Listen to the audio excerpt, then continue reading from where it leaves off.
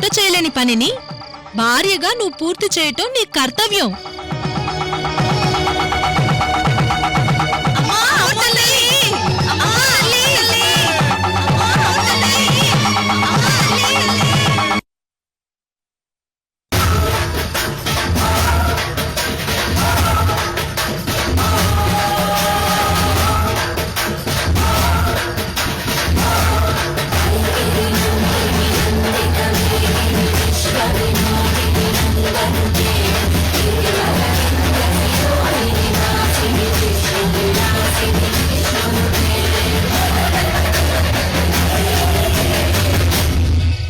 అమూల్య, నీకేం కాలేదు కదా?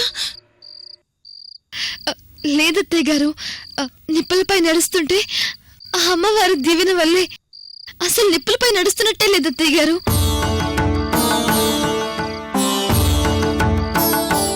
అమ్మా, నీ కోడలు అదృష్టవంతురాలు. ఆ తల్లి అనుగ్రహం ఉంది తనకు.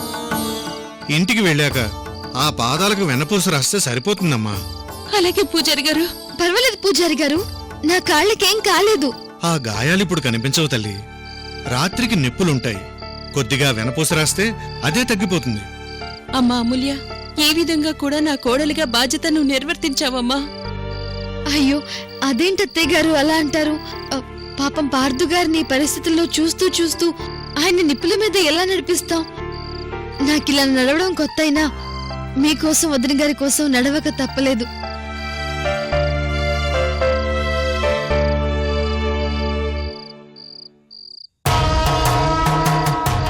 అమ్మా, ప్రతి సంవత్సరం లాగే ఈ సంవత్సరం కూడా మా పార్థు గారి కుటుంబం, ఫ్యాక్టరీలు, ఇందులో పనిచేసే ఎంప్లాయీస్ అందరూ కూడా బాగుండేలా దీవించు తల్లి.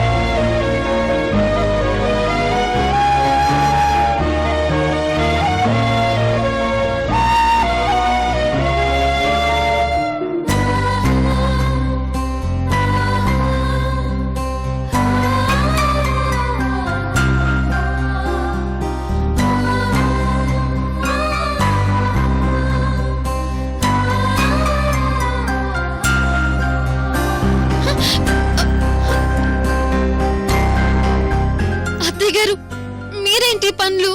ఆ పాదాలకి వెన్నపూస రాస్తానివ్వమ్మా. ప్లీజ్ అత్తయ్య గారు, మీలాంటి వాళ్ళు చేయాల్సిన పని కాదు ఇది. కావాలంటే నా చేతికి ఇలా ఇవ్వండి, నేను రాసుకుంటాను. ఈ వెన్నపూస మన చేత్తో మనం రాసుకోకూడదమ్మా. అలానే మీరు నా కాళ్ళు పట్టుకోవడం నాకు చాలా ఇబ్బందిగా ఉందండి. మీరు పెద్దవారు, నా తల్లి లాంటివారు.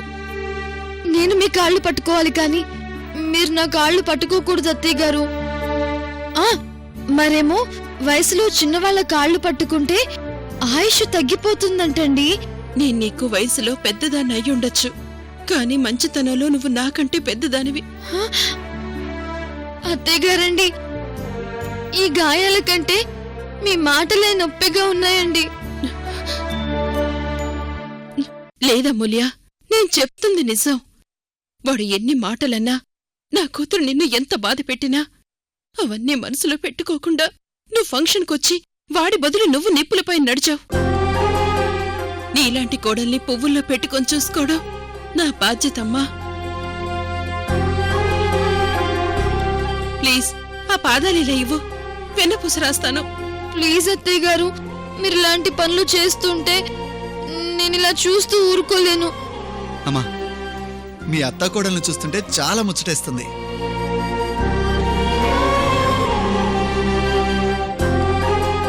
అత్త కన్నీళ్లు తొడవాలని కోడలు, కోడలు కన్నీళ్లు తొడవాలని అత్త.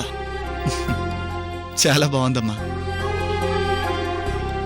రే పార్దు, ఇది మా అత్తా కోడల విషయం, మధ్యలో నీకు సంబంధం లేదు. వెళ్ళిపో ఇక్కడి నుంచి. ఇండియా పాకిస్తాన్ గొడవల్లో తలదూర్చొచ్చేమో కానీ అత్తా కోడల మధ్య తలదూర్చకూడదని ఒక నానుడే ఉంది. అయినా అసలు ఈ విషయంలో నాకే సంబంధం లేదు. ఇదిగో ఆయింట్మెంట్.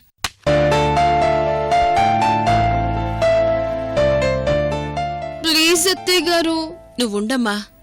ఏ రేపు నాకేమైనా అయితే నా పాదాలకిలా రాయవా?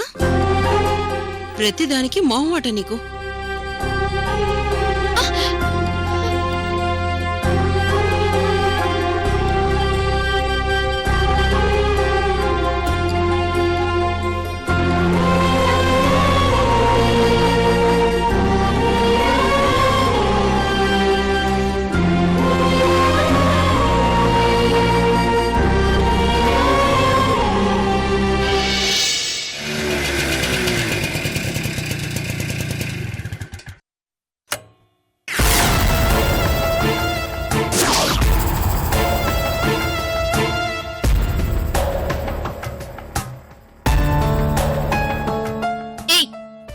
లేదా? నీకెన్నిసార్లు చెప్పారు నా వెంట పడతని? నువ్విలా నన్ను టార్చర్ చేస్తే నీ మీద పోలీస్ కంప్లైంట్ ఇస్తాను. కనీసం ఆ పని చేస్తే జైల్లో కూర్చుని నీ ఊహల్లో బ్రతికేస్తాను. పోలీసులకు ఫోన్ చేయి ఐశ్వర్య, ఫోన్ చేయి. అంటే నువ్వు మారవా? నీకోసం ఏం చేయమన్నా చేస్తా. చెప్పు ఐశ్వర్య, చెప్పు, ఏం చేయమంటావు? సరే, చేస్తావు కదా? చెప్పు, ఏదైనా చేస్తా. అయితే నన్ను మర్చిపో. దానికంటే సావడమే ఈజీ ఐశ్వర్య. ప్లీజ్, నీ కాళ్ళు పట్టుకుంటా, నన్ను వదిలేయ్. వదిలేస్తాను గాని నిన్నెందుకు వదిలేయాలో ఒక్క రీజన్ చెప్పు. నాకు తెలిసి నువ్వెవరిని ప్రేమించలేదు. పోనీ ఎవరైనా ప్రేమించినావా? చెప్పు ఐశ్వర్య. నువ్వు నాలాగా ప్రేమించుంటే అప్పుడు తెలిసేది ఐశ్వర్య గా బాధేందో. ఈడుంటది నొప్పి. ఒక్కసారి ప్రేమించి చూడు, ఆ నొప్పి ఎంత కఠినంగా ఉంటుందో తెలుస్తుంది. నేను ప్రేమించలేదని ఎవరు చెప్పారు Uday?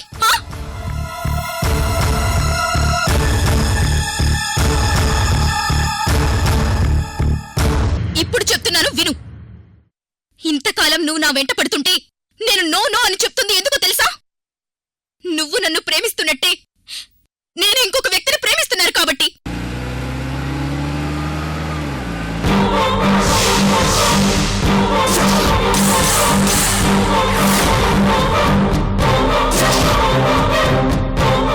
Yes, I am in love. Don't waste your time. Please leave me alone.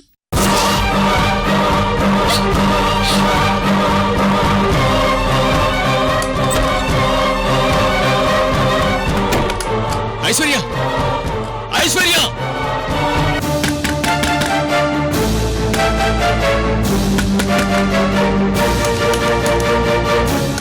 నువ్వు చెప్తోంది అబద్ధం ఐశ్వర్య. నువ్వు ఎవరినో ప్రేమిస్తున్నావన్నది అబద్ధం. ఐశ్వర్య, ఐశ్వర్య,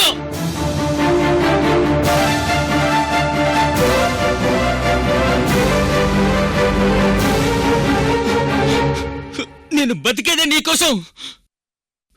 నువ్వు నన్ను వదిలించుకోనికి అబద్ధం ఆడుతున్నావు.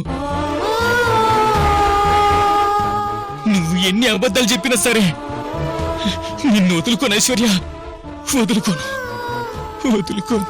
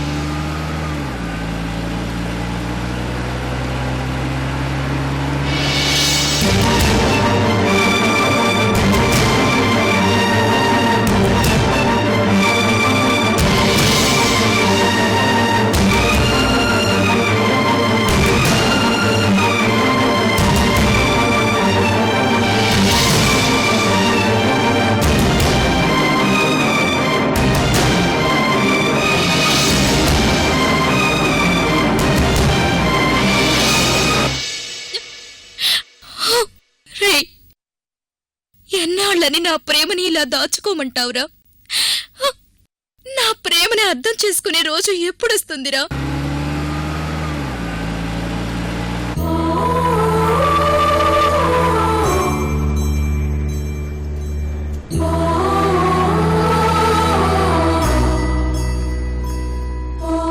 ఉదయ్ లాంటి వాళ్ళు ఎంతమంది నాకు ప్రపోజ్ చేసినా నేను బతికుందే నీకోసం రా.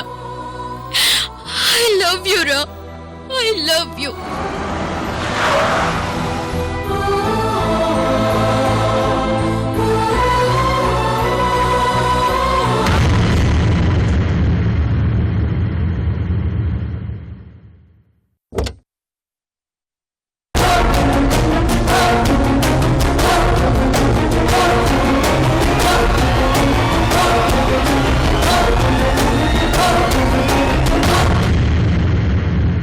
నీ నోటి నుంచి ఐ లవ్ యూ అనే మాట వినపట్టం కోసం కొన్ని సంవత్సరాల నుంచి ఎదురు చూస్తున్నాను. నా కోసం నువ్వెప్పుడొస్తావురా?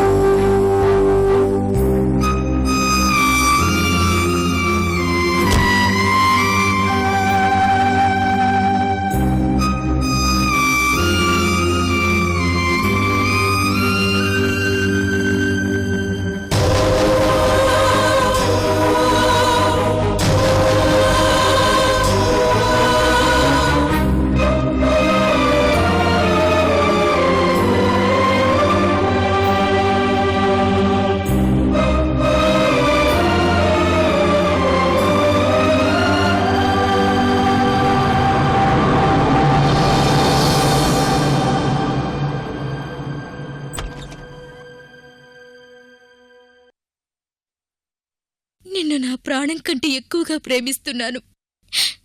ఇన్నేళ్లలో ఒక్కరోజు కూడా నా ప్రేమ నీకు అర్థం కాలేదో పార్దు?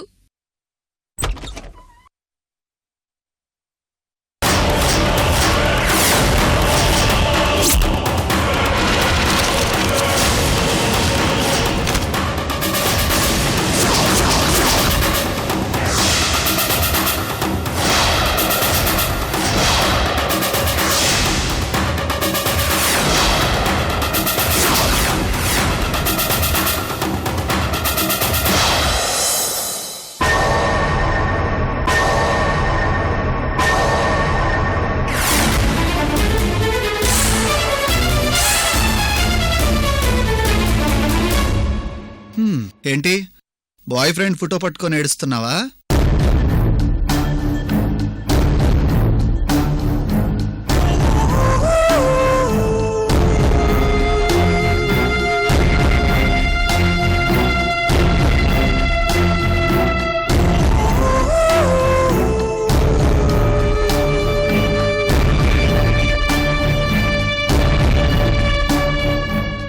ప్రేమించటం ఎందుకు? ఇలా 4 గోళ్ల మధ్య కూర్చొని ఏడవడం ఎందుకు? ఏంటి అలా చూస్తున్నావు? నువ్వు ఎవరిని ప్రేమిస్తున్నావో నాకు తెలియదు అనుకుంటున్నావా? ఆ ఫోటో ఎవరిదో కూడా నాకు తెలుసు.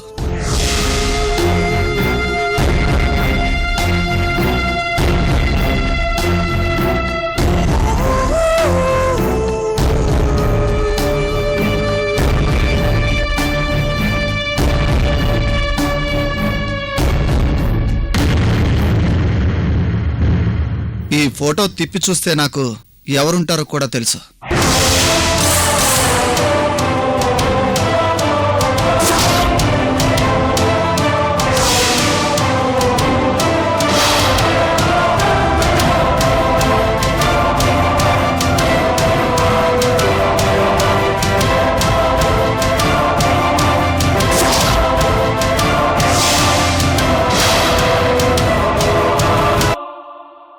ఎందుకు టెన్షన్ పడుతున్నావు?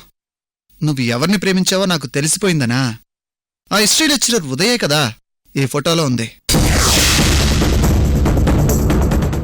అవునా కాదా? ఇప్పుడే కన్ఫర్మ్ చేసుకుంటాను.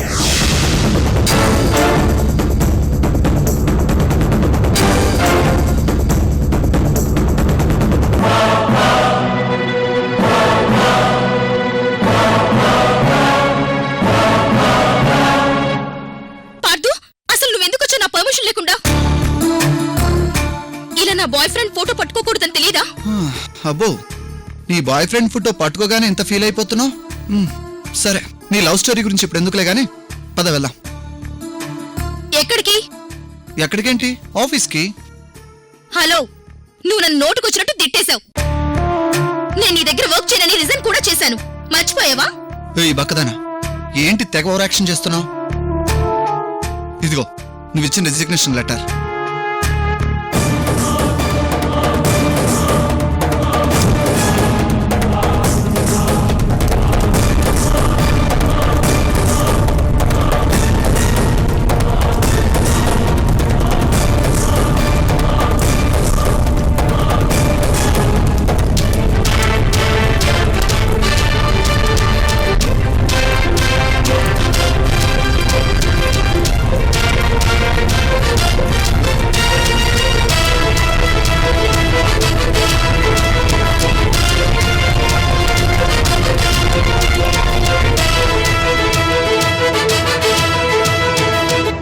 దీంతో నీ రిజిగ్నేషన్ లెటర్ కాల్చడం 350 సార్లు.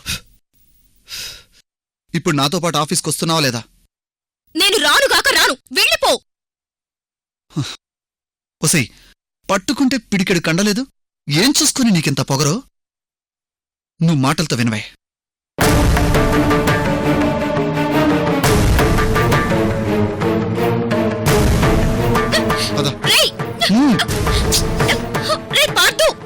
వదలంటే వదలను కాక వదలను. నువ్వు ఆఫీసులో లేకుండా నేను ఉండలేకపోతాను. రావే.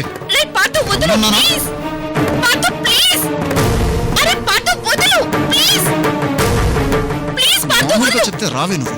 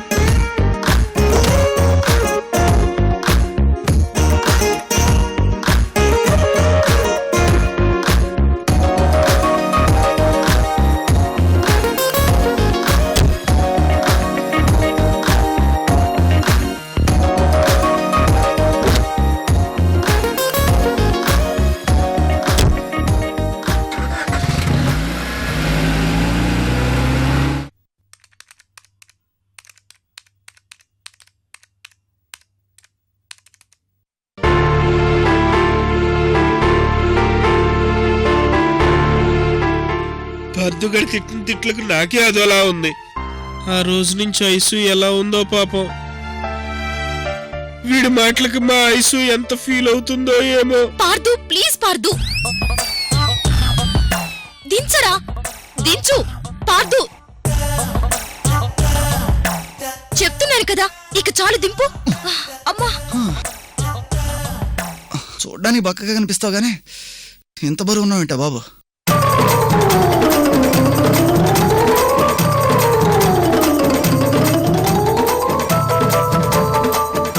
రేయ్, ఏంట్రా అలా చూస్తున్నావు? ఐసు ఇది కళా నిజమా? మొన్న కర్తవ్యం సినిమాలో విజయశాంతిలో రిజైన్ లెటర్ ఇసిరేసిల్లావు. రేయ్ జంబో, అది అప్పుడు, ఇప్పుడు కాదు. మీరు నన్ను మళ్ళీ ఫూల్ చేశారుగా. ఐసు, మీరు గొడవపడ్డ ప్రతిసారి మీరు ఈ జన్మలో కలవరని నేను అనుకోవడం, మిమ్మల్ని ఎలా కలపాలి అని నేను ఆలోచించే లోపు మీరిద్దరు కలిసిపోవడం ఏంటి చిన్నపిల్లల్లో. రే జంబో, ఈ రాస్కల్ గురించి నీకు తెలుసు కదా, ముందు నోరు జారడం, తర్వాత వచ్చి కాళ్ళు పట్టుకుని బతిమాలడం. హలో, నేనేం నీ కాళ్ళు పట్టుకోలేదు, ఓకే? మీకు దండవరా బాబు. అసలు మీరు ఎందుకు కొట్టుకుంటారో, ఎందుకు విడిపోతారో, ఎందుకు కలుస్తారో ఎవరికి అర్థం కాదు. రేయ్, మా ఇద్దరి మధ్యలో ఇలాంటి పెద్ద పెద్ద గొడవలు ఎన్నిసార్లు జరగలేదురా? అయినా ఏదో మొన్న జరిగిందే ఫస్ట్ టైం అన్నట్టు మాట్లాడతావు. బాబు పార్దు, జస్ట్ ఒక్క నిమిషం. ఇంకొక్కసారి మీ ఇద్దరి మధ్య ఇన్వాల్వ్ అయితే నా చెప్పుతో నేను కొట్టుకుంటాను.